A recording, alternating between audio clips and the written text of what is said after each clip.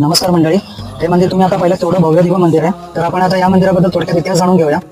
आणि हे मंदिर चौल या गावात आहे आणि रेवदंडा आणि चौल या गावाचे हे ग्रामदैवत आहे. आणि हे मंदिर हेमाडपंथी शैलीमध्ये बांधलं आहे.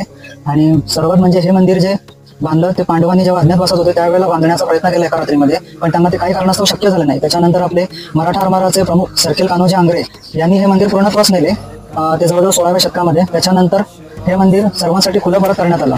आणि या मंदिरामध्ये प्रमुख उत्सव म्हणजे गणपती उत्सव, त्रिपुरारी पौर्णिमा आणि महाशिवरात्र हे अगदी मोठ्या उत्साहात साजरे केले जातात. मंदिरामध्ये जे शंकराची पिंड आहे ती फार म्हणजे फार जुने, जवळजवळ पांडवांनी ती स्थापन केली होती. त्याच्यामुळे ती खूप प्राचीन, तसेच जी गणपतीची मूर्ती स्थापन केली ती सुद्धा प्राचीन आहे. तर इथे जी भक्त संख्या येणार आहे ती नुसती फक्त रेवदंडा अलिबाग इथली नसून बाहेरच्या गावागावातून सुद्धा इथे येतात दर्शनासाठी.